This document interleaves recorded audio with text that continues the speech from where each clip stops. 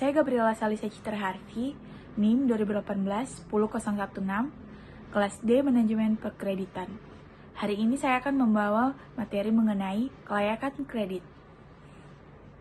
Pertama-tama, apa sih kelayakan kredit?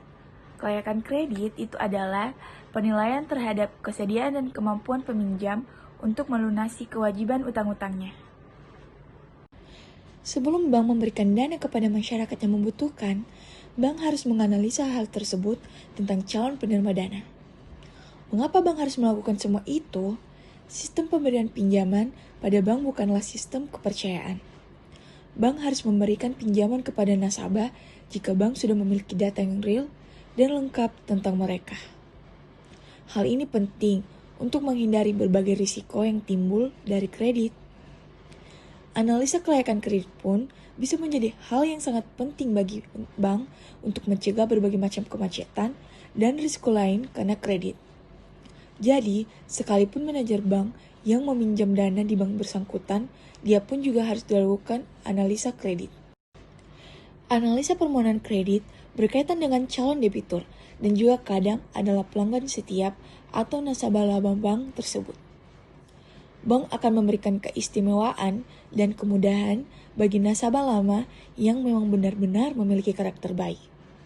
Tapi, bank bisa menolak pengajuan pinjaman seseorang sekalipun dia memiliki data pribadi yang lengkap.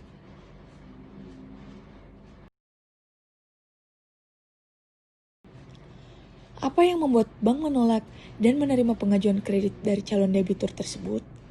Tentu saja yang pertama kali dilakukan bank untuk memasarkan produk atau program kreditnya adalah dengan berpromosi pada masyarakat. Dengan promosi tersebut, bank mendapatkan calon debitur.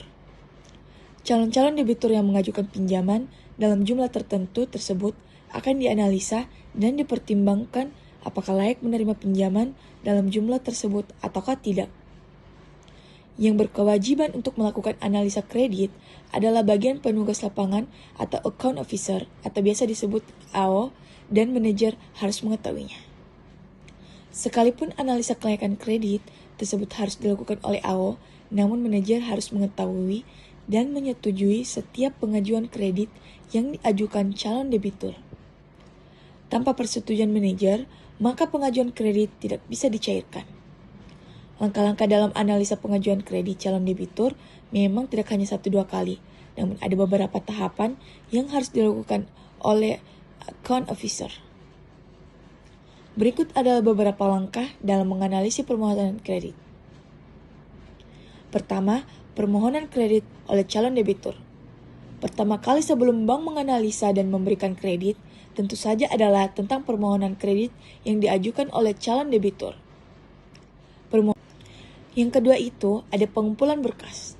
Semua berkas dan biodata calon debitur dikumpulkan dan diteliti apakah ada yang masih kurang atau tidak.